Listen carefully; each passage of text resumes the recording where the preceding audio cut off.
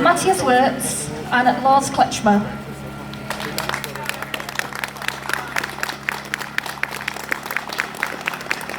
Good afternoon, Wrexham. I'm terrified, I've never spoken to this many people before. I'm actually just a stay-at-home mum and a housewife. I'm very much out of my comfort zone. But thank you very much for inviting us to speak to you today. All three of us are members of the group Our Brexit Testimonies and contributed to the book InLimbo, which tells Brexit testimonies from EU citizens residing in the UK. We're here to tell you about the InLimbo project and the two books we have published in the last 2 years, one each on each of the anniversaries of the referendum. Here they are. They're both available to purchase on our little stall down there. We're not alone, and I think that's why I'm even able to open my mouth right now. I'm not here on my own, I'm not even here with two good friends. I'm here representing 300 people, our friends in this book, and we speak for 3 million more. I will introduce our project before telling you a little bit about my last 3 decades in the UK, and then inviting Matthias, who lives in Wrexham, and Lars, who also lives locally, to tell you about living their lives in Wales. Ours is a not-for-profit project and entirely funded by donations, and all money from sales goes back into the InLimbo project. Hence, as well as purchases by the general public, we have to date presented the book to over 800 politicians, both in the UK and in the EU 27, many of whom had little understanding of the situation we face under the Brexit this government is delivering. Both books are collections of personal accounts and reveal the practical and emotional turmoil we have experienced since the 2016 referendum. They give a voice to just a small sample of 5 million citizens who have exercised their right to freedom of movement, British and other European citizens alike.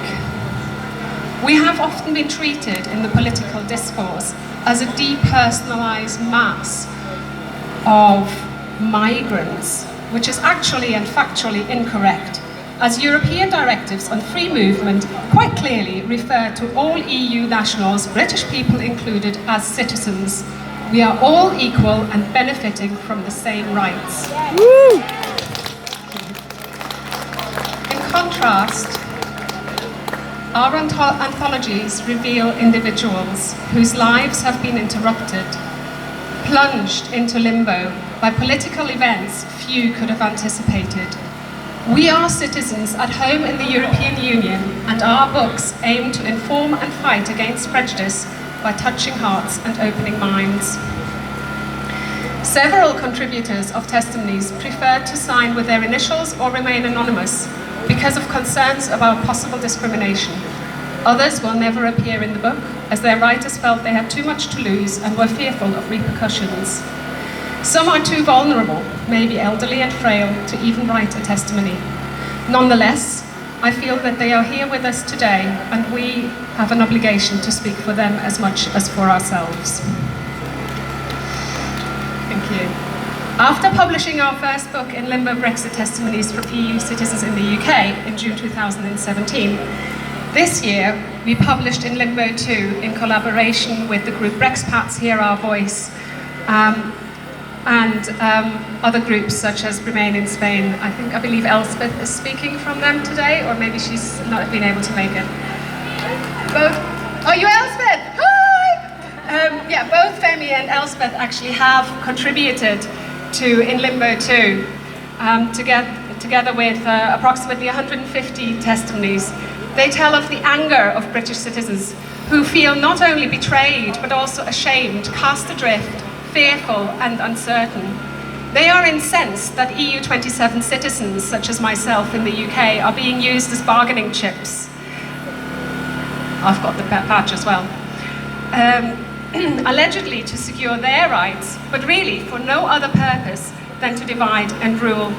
Instead, they stand with us in solidarity, as they too were denied a vote in the referendum and will feel the effects of Brexit most keenly. So, my personal story. I came here to study, but then life just happened to get in the way of my other plans and I got stuck. When I arrived in Liverpool to study for my degree, I was groaning about another 3 years in England, but I ended up staying for postgraduate studies. I was involved with student politics, campaigned with the NUS against cuts, and I did so in solidarity with my British classmates. And now I am asking for your solidarity. I estimate that during my time as a student, I brought approximately £60,000 from Germany to the UK. So much for the narrative so popular in the mainstream media of the poor foreigner coming here for a better life and taking advantage of higher wages paid in the UK. I earned a lot more in Germany.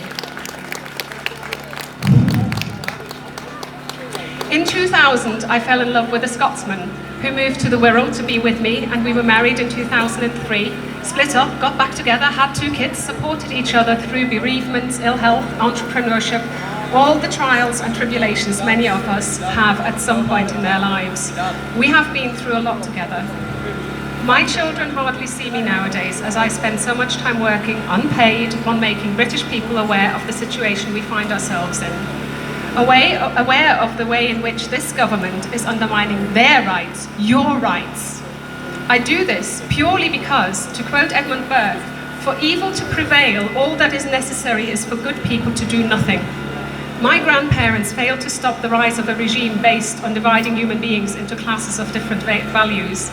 I do not want to repeat their mistakes. I am fighting for a country that doesn't even want me here anymore, and I'm getting tired.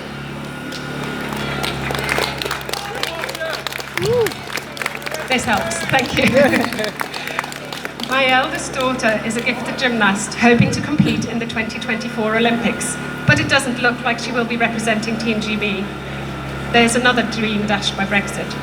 The Article 50 deadline ends 6 months before she starts secondary school, so when we went to an open day and she loved the school, I felt like the worst person in the world having to tell her that there is a chance that we or I might not be in this country anymore. I feel very welcome in my community, but this government now makes me feel unwelcome. How am I supposed to explain this to my kids who are still in primary school? For the sake of my children, I looked into getting a permanent residency card and discovered to my shock that as things stand, it does not look as though I qualify. This feels like a stab in the heart. When I first arrived in this country, I was told that a person coming here for education would automatically acquire permanent residency once they had been resident in the UK for 5 years and thus qualify for British citizenship. Even discounting my years of study, I would have automatically acquired residency in 1999, a full 5 years before the EU Directive on Comprehensive Sickness Insurance even existed. So right here and right now, I am angry and bitter. The way it looks to me is that I automatically acquired permanent residence some years ago. Surely removing acquired rights from citizens is creating an ex post facto law, a law which acts retroactively, which is a breach of human rights. I was, and am, and shall continue to be an EU citizen exercising the right to freedom of movement as established by the Treaty of Rome in 1957. That's 35 years before the EU existed. This government has no right to remove acquired rights from me. It is a breach of the Universal Declaration of Human Rights, the Treaty of London of 1953, also known as the European Convention on Human Rights, and the UK's own Human Rights Act of 1998, and even the Acts of Parliament Commencement Act of 1796.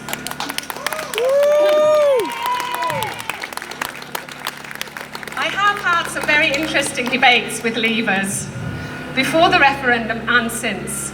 There was a clear agreement that all we want is what is best for this country, but just disagreed on how to go about it.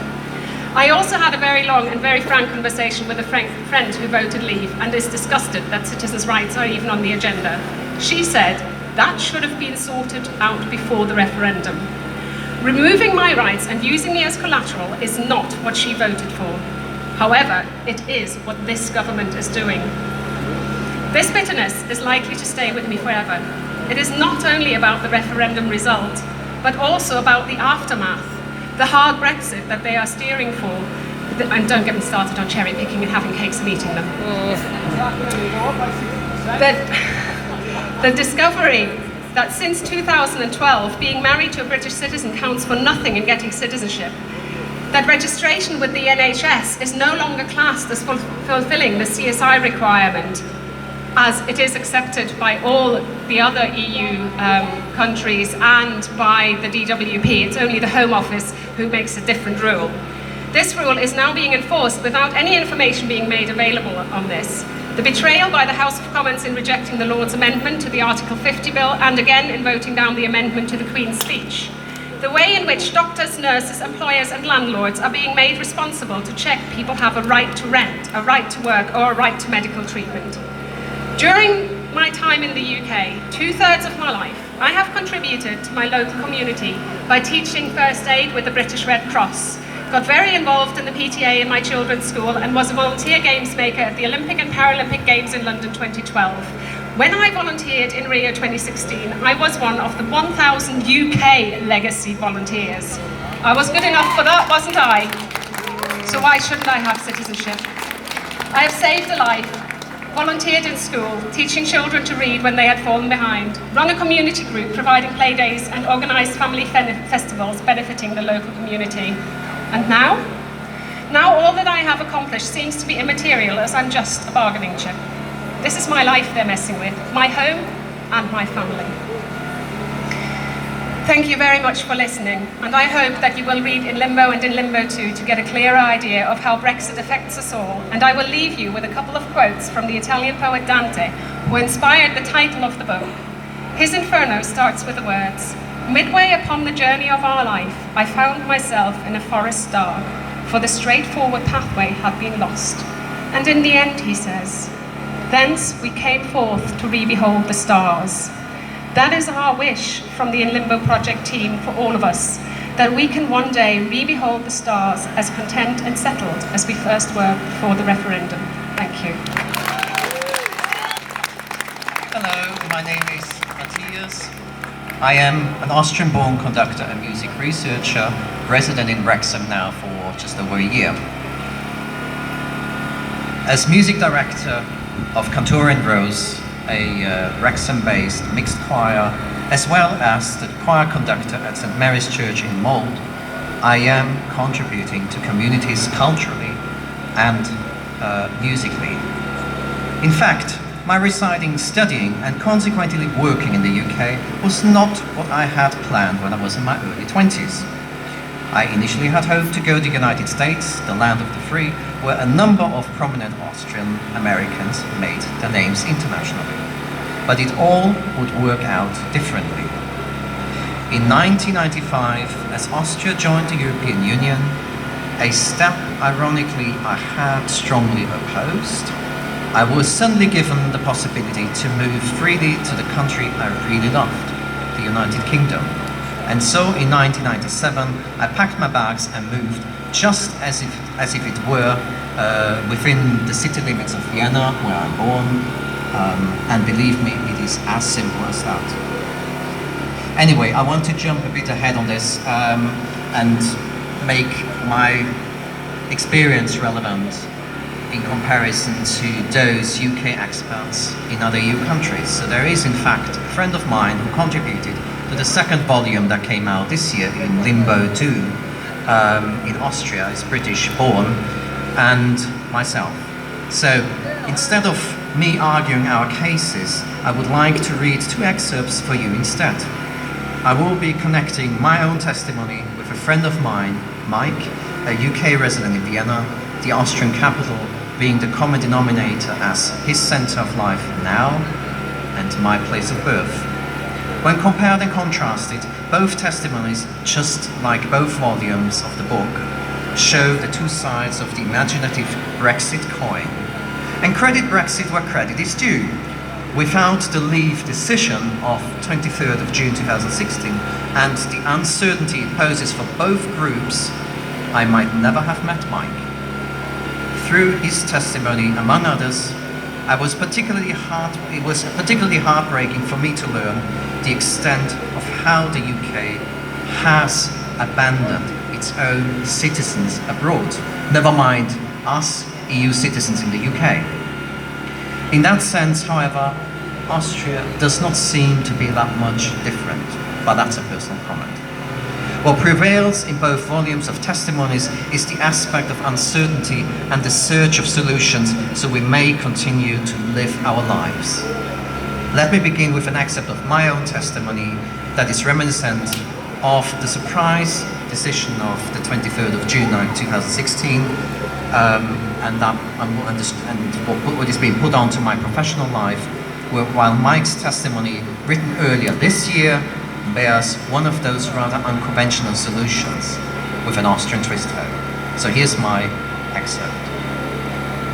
Sorry, I have the glasses back on. On the eve of the fateful referendum, I had a concert with the traditional Welsh male choir Cora Tribe, which I was the music director, on the Isle of Anglesey. We received standing ovations that night, not least, I think I need to do this now. Sorry. We received standing ovations that night, not least as I was introduced as an Austrian musician. 3 days later, the final episode of Penelope Keefe's popular Channel 4 series In Her Majesty's Service was aired, which prominently involved Cora Tribe and myself.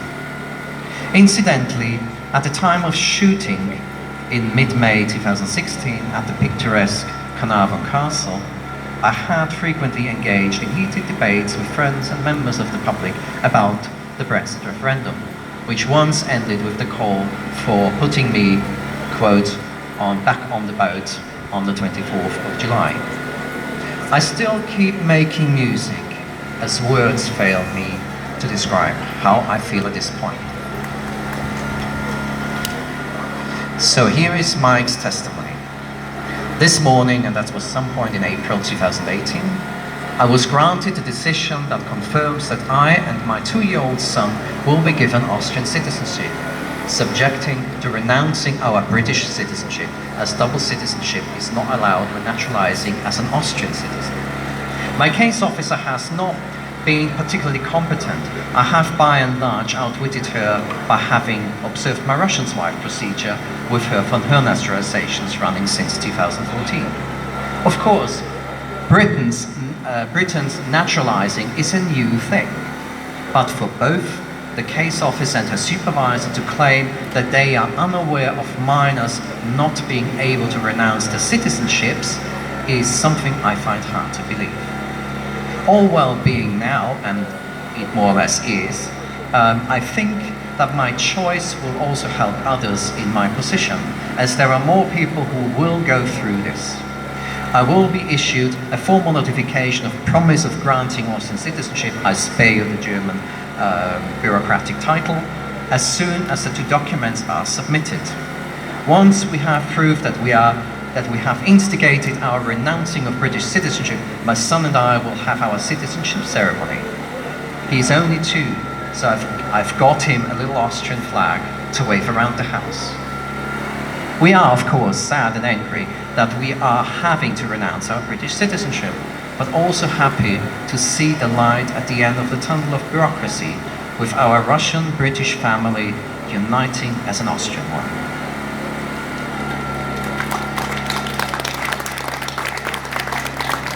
So let me briefly conclude. The first conclusion is a personal one. The fact that a 2-year-old has to renounce one citizenship so that his father may obtain Austrian citizenship is one of the peculiarities of the Austrian bureaucracy that causes, at best, unnecessary obstacles. So the United States is seemingly not alone in thinking that underage children pose a serious threat. The second conclusion reaches out to those in our society who believe EU citizens, whether in Austria, in the UK, or in fact anywhere else in the European Union, take jobs that could otherwise be filled by their own nationals. I have heard it many times, and I've also been accused of it on occasions. Let me take this serious issue with a sense of humor and, for purpose of argument, imagine that Mike and I switched places. Mike, who is a sought-after professional translator for the financial sector, would have had a hard time directing one of my choirs, despite his love for music. In turn, I might do just slightly better in his shoes, as I was once a journalist and editor in English language, and although I have done translations in my own field and of general interest, I would rather perform poorly translating complex specialist materials such as his. We both have highly specialized professions with skills we have acquired over years of study and experience. So let us not pretend that Brexit won't impact people's lives, especially those of us that have, in good faith, made use of the freedom of movement granted and guaranteed by international treaties. From my personal perspective, I take pride in what I do professionally as well as in the communities where I live and work.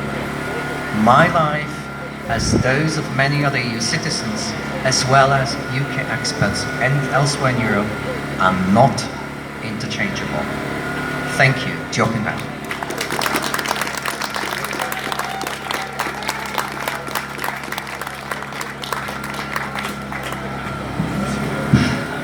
Pnawn da chi gyd, diolch yn fawr i chi gyd am ddod heddiw. My name is Lars, I live in Flintshire, and I will try to keep my testimony short. It's not actually in the book. Just one more thing, diolch yn fawr iawn I siaradwr cynni heddiw.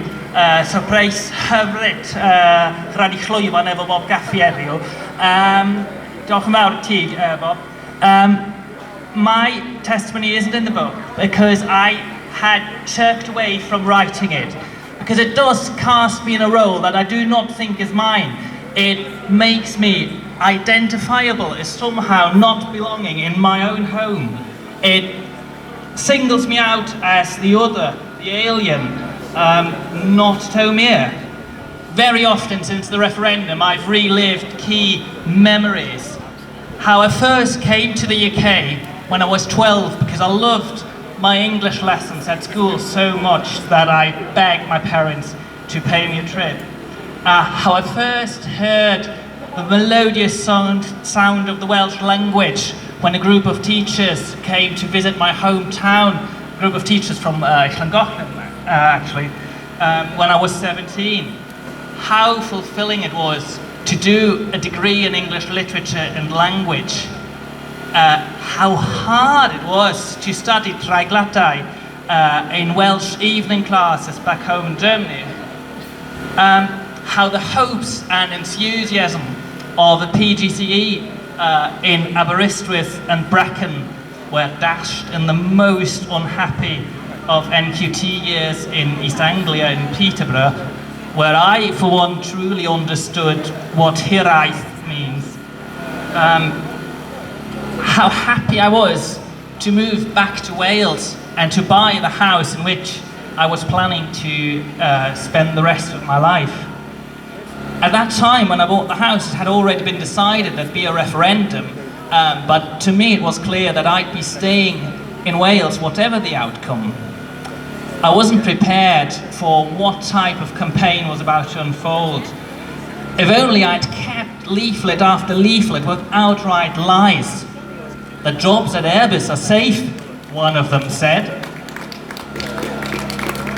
Week after week, UKIP Stephen Wolfe wrote a letter full of falsehoods to our local paper. Gisela Stewart, who like myself originally comes from Germany, although coming from West Germany, unlike me, she's actually enjoyed freedom of movement all her life, toured the country with the notorious £350 million a week for the NHS lie on a bus. Theresa May's government has made no effort whatsoever to heal the wounds of the campaign. Instead, she's called us in the age-old figure of the anti-Semite,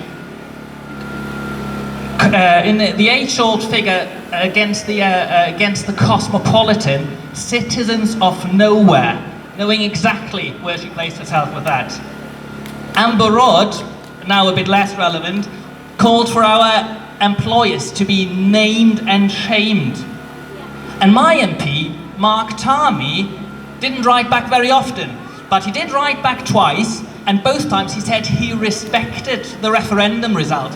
He respects a result won with outright lies made possible only by excluding those most affected from the franchise.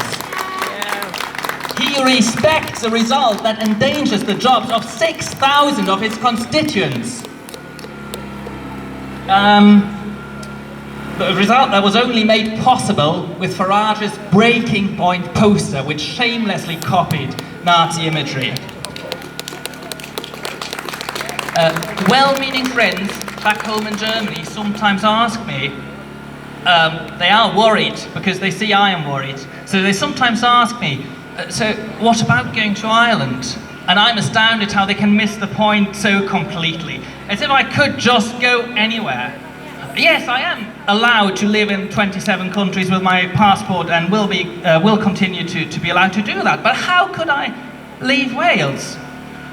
I've named my house Dwy Seren ar Ddeg in a defiant bid to make my presence permanent. I am, like the 12 stars of the house name, not alien to, but part of this country as much as it's part of me. I cannot leave. Gwaith a pawb a phopeth, dyn yma o hyd. When, during my degree in Germany, I was sitting an exam in British Studies, I talked about Tryweryn, and I talked about how, coming from a region in Germany where I've seen myself the impact of military settlements on small languages, one super furry animal song always resonated particularly deeply with me.